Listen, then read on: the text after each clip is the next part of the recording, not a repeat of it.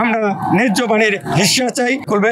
ভারত তার বৈষম্য নীতি পরিহার করবে, বন্ধুত্ব সুলভ দৃষ্টিতে বাংলাদেশকে দেখবে এবং পানির যে তিস্তা নদীর যে একটা আন্তর্জাতিক নদী হিসেবে এর যে ন্যায্য হিস্সা রয়েছে সেটি বাংলাদেশকে বুঝিয়ে দেবে।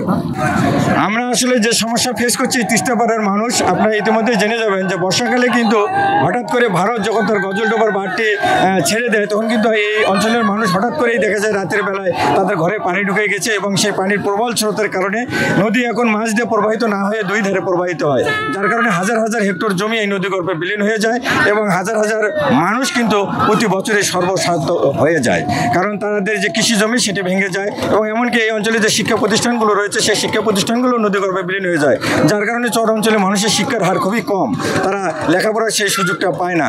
এখানে আপনার প্রতি বছর ভেঙে যাওয়ার কারণে তারা নতুন নতুন লোকালয়ে গিয়ে বাড়িঘর নির্মাণ করে, যেখান থেকে যাতায়াতের খুব অসুবিধা হয়ে যায়, যার কারণে অনেক সময় আমরা দেখি যে আমাদের মা বোনরা যখন মাতৃকালীন যখন তারা গর্ভপাত করে অনেক সময় অনেকে তাদের মৃত্যুর হার বেড়ে যাচ্ছে, মেডিকেলে পৌঁছার আগে দেখা যাচ্ছে রাস্তায় তাদের মৃত্যু হচ্ছে। এই যে আমাদের তিস্তা পাড়ের মানুষের যে জীবনযাত্রার মান যে নিম্ন স্তরে চলে যাচ্ছে, এটি কিন্তু আমরা দেখতে দেখতে আজকে কিন্তু আমাদের পিঠ দেয়ালে ঠেকে গেছে। আমরা কিন্তু আজকে চাচ্ছি যে এই তিস্তার যদি সংস্কার হয়, তিস্তার যদি ড্রেজিং করে নদীর যদি গতিপথ ঠিক করে দেওয়া হয়, নদীর যদি নাব্যতা থাকে তাহলে কিন্তু মাছ দিয়ে প্রবাহিত হবে। দুই ধারে যদি আপনার বাঁধ নির্মাণ করে সেই বাঁধে কিন্তু অর্থনৈতিক যৌন শিল্প কলকারখানা করতে পারবে, যেটি আমরা জেনেছিলাম যে 2016 সালে চায়না কিন্তু একটি মেগা প্রজেক্ট কিন্তু বাংলাদেশের সঙ্গে বাস্তবায়ন করেছিল। এই যে পতিত স্বৈরাচার শেখ হাসিনা এই দেশপ্রেম না থাকার কারণে তাদের ভারত প্রীতির কারণে কিন্তু আমরা এই সুবিধা থেকে বঞ্চিত হয়েছে। তিস্তা পাড়ের মানুষ কিন্তু এই আন্দোলনের জন্য এবার যিনি আমাদেরকে সংগঠিত করেছেন, এই অঞ্চলে গরিব দুঃখী মেহনতি মানুষের অধিকার আদায়ের জন্য শৈশব কৈশোর যৌবন কাল থেকে যিনি এই অঞ্চলের মানুষকে নিয়ে রাজপথে আন্দোলন সংগ্রাম করে আসছেন, তিনি কিন্তু এবার এই আন্দোলনে ডাক দিয়েছেন অধ্যক্ষ আসাদুল হাবিব দুলু মহোদয়। ইতিমধ্যেই তার ডাকে লক্ষ লক্ষ মানুষ কিন্তু তিস্তার পাড়ে এসে এই আন্দোলনে শরিক হয়েছে এবং এই দাবি আদায়ের জন্য সোচ্চার হয়েছে।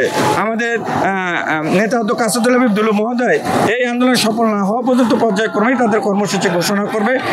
আমরা সেই কর্মসূচিকে সাফল্যমণ্ডিত করার জন্য আমরা যুব সমাজ যদি জীবন দিতে হয় আমরা কিন্তু দেব।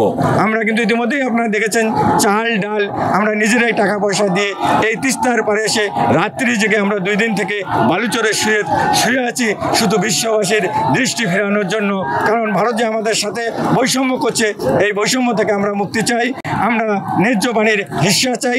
এই শুকনো মৌসুমে যদি ভারত যদি পানি দিত তাহলে কিন্তু কৃষকরা আপনারা দেখতে পাচ্ছেন দুই পারে যে জমিগুলো রয়েছে সেগুলোতে কিন্তু শস্য উৎপাদন করে তাদের জীবন জীবিকার মান উন্নয়নের দিকে নিয়ে ধাবিত করতে পারত। এই হচ্ছে আমাদের বক্তব্য এবং প্রত্যাশা। আমরা মনে করি যে এই আন্দোলনের মধ্য দিয়ে বিশ্ববাসীর বিবেক